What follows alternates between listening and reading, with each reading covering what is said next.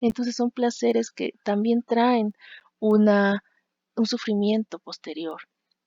El amor es un placer que se disfruta y es un placer sensual, un placer sexual, pero que también trae una inquietud, porque cuando no estamos con la persona que amamos, nos sentimos inquietos, nos sentimos desesperados. Cuando no nos quiere la persona que amamos, es causa de sufrimiento.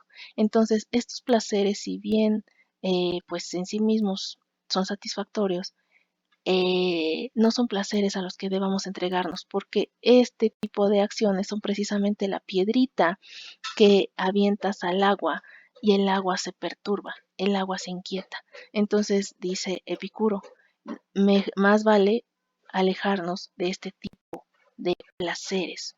Entonces, pues va a definir el placer de la siguiente manera. El placer es el bien supremo, es el comienzo de toda preferencia y de toda aversión, es la ausencia de dolor en el cuerpo y de inquietud en el alma. En este sentido podemos decir, no tengo ningún dolor en el cuerpo y no tengo ninguna inquietud en el alma, por lo tanto, soy feliz y estoy experimentando el placer más grande de la existencia. Ese es el hedonismo que propone Epicuro. Como cuenta, este hedonismo pues está basado en una dicotomía de dos términos que es el placer y el dolor. Son dos conceptos contradictorios, porque la ausencia de uno representa la presencia del otro. Epicuro dice, el placer no es otra cosa que la ausencia de sufrimiento. Y entonces, si nosotros entendemos eso, vamos viendo por dónde va Epicuro. Vamos, vamos a decir, Epicuro dice que tenemos que huir del sufrimiento porque aspiramos a una vida de imperturbabilidad. Entonces Epicuro va a preguntar, bueno, ¿cuál es la causa por la que las personas sufren? ¿Cuáles son las cosas que hacen sufrir a los seres humanos? Esto lo explica Epicuro con una carta. A Epicuro le gustaba escribir cartas a sus amigos. Entonces escribe una carta a un amigo que se llama Meneceo, explicando las razones por las que el ser humano sufre. De todos los males que aquejan la vida del ser humano, Epicuro encuentra tres males centrales. Tres cosas, las tres cosas más importantes por las que la gente sufre. La primera es el miedo al destino. Sabemos que por razones culturales los griegos creían en el destino, le temían y respetaban y creían que era implacable y nadie podía huir de él. Sabemos que la cultura griega está repleta de poetas, de filósofos, de trágicos que escribían acerca del lado o del destino y expresaban pues lo implacable que este era.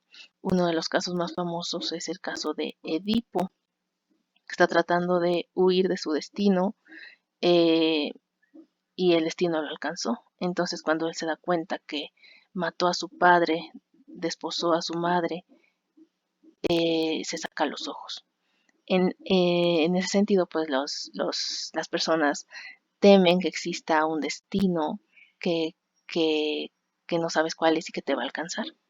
¿Cómo lo resuelve Epicuro? Epicuro va a decir, en el universo no hay más que azar, así que no hay que temer al destino, porque el destino no existe, ¿ok?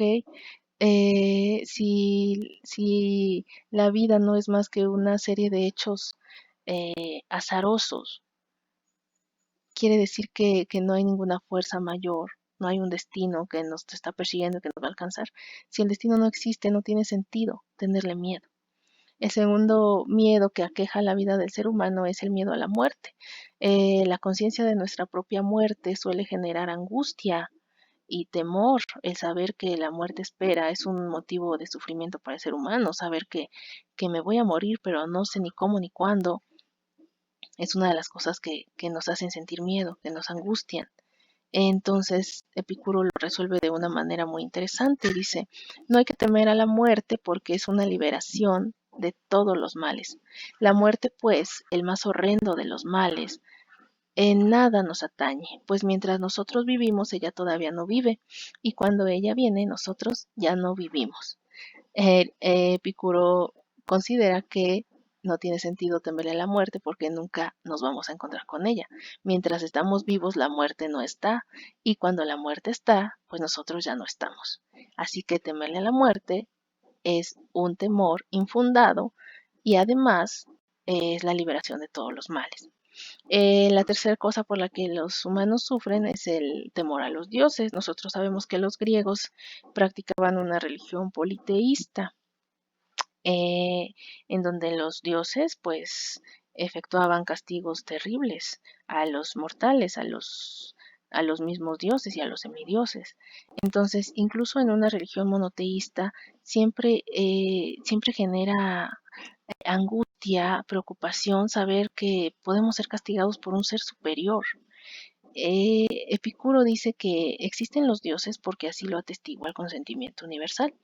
O sea, él no niega que existan, pero ellos no formaron el mundo, ni viven en él, ni lo conocen, ni intervienen en los asuntos humanos. Por eso no tiene sentido temer a los dioses. Epicuro identifica que los dioses son seres pues hechos de átomos superiores a nosotros y ni siquiera viven en el mismo mundo de los mortales. Ellos viven en jardines hermosos, y no les interesa la vida de nosotros. A ellos no les preocupa la vida de un simple mortal. Entonces, no tiene sentido que nosotros estemos pensando que Dios nos está viendo y nos va a castigar porque Dios está viviendo su inmortalidad y su felicidad y no le interesa la vida de nosotros. ¿Ok? Entonces, esa es la manera en la que Epicuro resuelve los temores de los seres humanos y dice, por estas razones, estos temores deberían desaparecer. Finalmente, vamos a identificar la clasificación que Epicuro hace de los placeres, porque, bueno, una vez entendido que el sufrimiento debe desaparecer, entonces sigue buscar el placer. ¿Qué es el placer? Pues esta noción que Epicuro tiene de la ausencia del sufrimiento. Y esta clasificación la basa en la idea de que todo placer es bueno, pero no todo placer es necesario. Para Epicuro, los placeres supremos son los placeres del alma, la ataraxia de la que ya hablamos, pues busca en el fondo la tranquilidad o serenidad. Los placeres de los libertinos generan muchos problemas, entre ellos la inquietud. Por eso, dice Epicuro, es muy importante el juicio, así que debemos buscar un placer que no nos genere una constante inquietud. Epicuro hace una clasificación de los placeres, pues si bien todos los placeres son buenos, hay que saber que no todos son necesarios. Entonces hace una lista de 3 tipos de placeres y los primeros son los que llama placeres naturales y necesarios. Son fáciles de adquirir, como comer, beber, dormir, etcétera, y se consideran vitales. Es decir, de la satisfacción de estos placeres depende nuestra vida. Si yo tengo hambre, puedo satisfacerla con cualquier cosa y esa satisfacción además me genera placer. Si yo tengo sed, puedo satisfacer la sed con agua y también me genera placer. El dormir pues es una necesidad vital que además se consigue de la manera más fácil. Es lo más fácil del mundo quedarse dormido. Entonces son necesidades que al satisfacerlas nos producen placer y que además son extremadamente fáciles de satisfacer. El siguiente tipo de placeres son los que llaman naturales y no necesarios. En este caso tenemos como ejemplo el comer lujosamente, el amor y el sexo. Son, son placeres que satisfacerlos nos producen un bienestar, pero no son vitales en el sentido de que no nos vamos a morir si no los satisfacemos. Si yo no consigo el amor o no consigo pareja, no me voy a morir. Si yo tengo hambre, no es necesario comer lujosamente. Cualquier comida me va a satisfacer la necesidad de hambre. Entonces, estos placeres son un poco más difíciles de conseguir y no son necesarios. Los siguientes son los que llama placeres no naturales y no necesarios. Son extremadamente difíciles de adquirir y pues no son vitales. El ejemplo es tener un Ferrari. Bueno, yo creo que hasta el mismísimo Epicuro eh, afirmaría que tener un Ferrari debe causar mucho placer, pero no es necesario para la vida. Tener mucho dinero, pues no sé, $1 millón también debe producir muchísimo placer, pero tampoco es necesario y además es extremadamente difícil conseguirlos. Y si nosotros vivimos angustiados porque no podemos tener un Ferrari o porque en esta vida nunca voy a tener $1 millón, pues es una angustia y un sufrimiento estúpido, porque podemos seguir viviendo y podemos vivir felices sin este tipo de cosas. Hay que aprender a juzgar cada uno de los placeres que perseguimos con frecuencia y a saber por qué lo hacemos. Por ello, el juicio es fundamental. Lo más grande es la sabiduría de Epicuro, el saber juzgar, pues no existe una vida feliz si no es juiciosa. A partir de esta afirmación, Epicuro llega a la noción de virtud, este concepto que es en el que va a desembocar el hedonismo de Epicuro, al igual que Aristóteles llega a la conclusión de que la vida feliz es la vida en la virtud, pero para Epicuro la virtud es vivir juiciosamente en el placer.